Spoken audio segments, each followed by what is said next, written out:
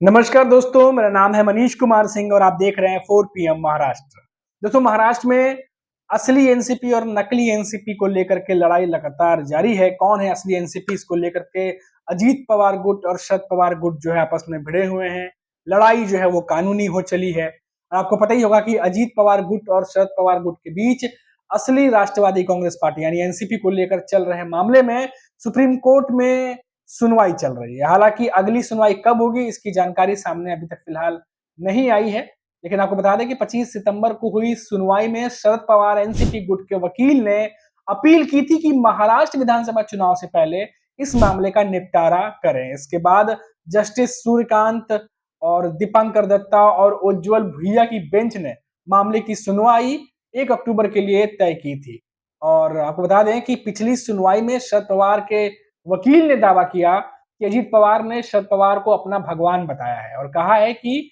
वो सभी एक साथ हैं। और साथ ही साथ उन्होंने ये भी कहा वकील साहब ने कि अजीत पवार गुट ने अदालत के पिछले आदेश का पालन नहीं किया, इसीलिए कोर्ट अजीत पवार गुट को विधानसभा चुनाव के लिए नए चुनाव चिन्ह के लिए अप्लाई करने का निर्देश दे। दरअसल शरद पवार गुट ने सुप्रीम कोर्ट में एक याचिका दायर करके चुनाव आयोग के 6 फरवरी के फैसले को चुनौती दी थी, जिसमें अजीत पवार समूह को आधिकारिक तौर पर असली जो है वो एनसीपी करने की बात थी और घड़ी भी साथ ही साथ जो है उन्हें दे दिया गया था, मान्यता दे दी गई थी। और अब शरद पवार गुट ने चुनाव आयोग के इस फैसले पर सवाल उठाते हुए सुप्रीम कोर्ट से दखल देने की मांग की है और ताकि अजीत पवार गुट को एनसीपी और उसके चुनाव चिन्ह घड़ी का इस्तेमाल करने से रोका जा सके। क्योंकि हमने देखा कि दोस्तों लोकसभा चुनाव में भी लगातार ये चीज देखा गया कि घड़ी चुनाव चिन्ह होने की वजह से भले अजीत पवार को उतना फायदा ना पहुंचा हो, लेकिन जितना फायदा पहुंच सकता था शरद पवार को उसमें कहीं ना कहीं जो है वो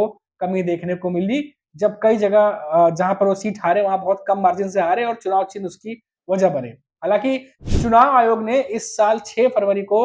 अजीत पवार गुट को ही असली एनसीपी माना था, आपको पता होगी ये खबर। और साथ ही आयोग ने शरद पवार को नए राजनीतिक दल के लिए 7 फरवरी की शाम 4 बजे तक 3 नाम देने को कहा था। चुनाव आयोग ने 6 महीने तक चली 10 सुनवाई के बाद यह फैसला दिया था कि आयोग ने कहा कि विधायकों की संख्या के बहुमत से अजीत गुट को एनसीपी का नाम और चुनाव चिन्ह हासिल करने में मदद की, क्योंकि उनके पास ज्यादा विधायक थे,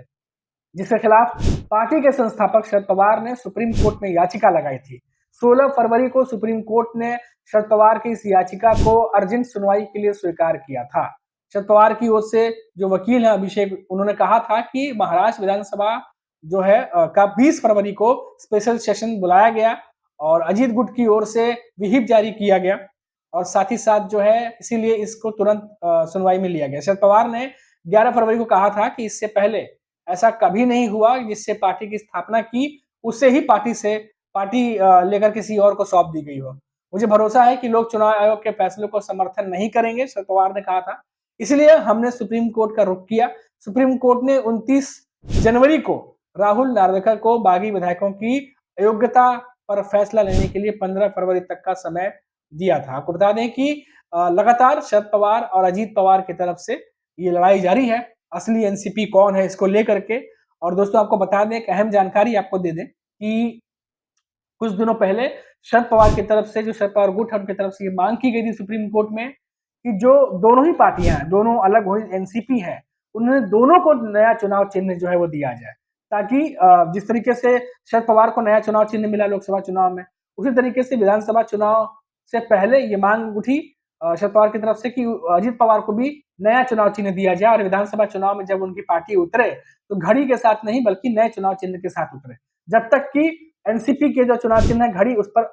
सही फैसला या कहें सुप्रीम कोर्ट का फैसला नहीं आ जाता तब तक। तो दोस्तों क्योंकि ये चुनाव चिन्ह का मामला इसलिए भी गरमाया हुआ है दोस्तों, क्योंकि आपको याद होगा कि लोकसभा चुनाव जब हुए थे उस दरमियान शरद पवार जो पार्टी है एनसीपी, शरद पवार की पार्टी एनसीपी, वो नए चुनाव चिन्ह यानी तुतारी बजाता हुआ जो आदमी है उस चुनाव चिन्ह पर उन्होंने चुनाव लड़ा था। हालांकि 10 में से 8 सीटें वो जीतने में कामयाब रहे, लेकिन जिन 2 सीटों पर वो हारे, खासकर से अगर मैं बात कर लूं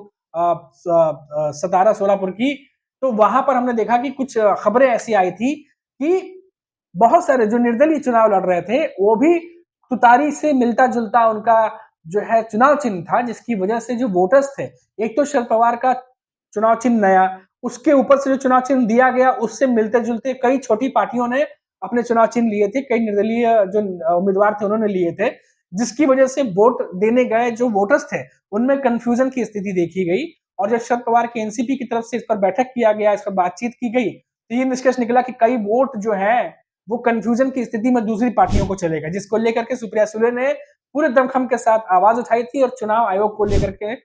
इसके बारे में चुनाव आयोग से शिकायत भी दर्ज कराई थी। तो ये काफी ज्यादा असमंजस की स्थिति देखने को मिली और कहीं ना कहीं घड़ी चुनाव चिन्ह शरद पवार के पास ना होना उनके लिए नुकसानदायक रहा। और इस चुनाव के बाद, लोकसभा चुनाव के बाद तुरंत शरद पवार की पार्टी जो है वो हरकत में आई और उन्होंने चुनाव चिन्ह, विधानसभा चुनाव से पहले ही चुनाव चिन्ह को लेकर के जो है वो सुप्रीम कोर्ट का दरवाजा खटखटाया और वहां न्याय की मांग की। आपको बता दें, फिर से एक बार मैं आपको बता दूं कि अजीत पवार जो है उनके पास नया चुनाव चिन्ह नहीं है, उनके पास वो घड़ी है। शरद पवार के पास नया चुनाव चिन्ह है। अब शरद पवार गुट की तरफ से ये कहा गया है कि जब हमारे पास नया चुनाव चिन्ह है तो अजीत पवार को भी नया चुनाव चिन्ह दिया जाए और इस विधानसभा चुनाव में दोनों ही एनसीपी जो अलग हो चुकी है वो नए चुनाव चिन्ह पर लड़े, ना कि वो घड़ी के साथ लड़े। तो ये एक बड़ी खबर आ रही है दोस्तों और लड़ाई जो है वो कानूनी हो चली है, कोर्ट में जो है वो लड़ा जा रहा है और लगातार कोशिश ये है शरद पवार गुट की तरफ से कि जल्द से जल्द इसका फैसला हो जाए, क्योंकि विधानसभा चुनाव से पहले अगर कुछ ऐसा फैसला आता है तो उससे बहुत ज्यादा हेल्प मिल सकती है शरद पवार गुट को। और अगर नहीं होता है तो फिर वो घड़ी के चुनाव चिन्ह पर फिर अजीत पवार विधानसभा चुनाव में लड़ेंगे और हो सकता है कि क्योंकि घड़ी सालों से एनसीपी का चुनाव चिन्ह रही है तो जाहिर सी बात है उसका फायदा तो जरूर मिल सकता है। तो दोस्तों अभी के लिए फिलहाल इतना ही, फिर लौटेंगे तो बात करेंगे महाराष्ट्र की किसी बड़ी खबर पर। तब तक आप देखते रहिए 4 PM महाराष्ट्र और मुझे इजाजत दीजिए। नमस्कार।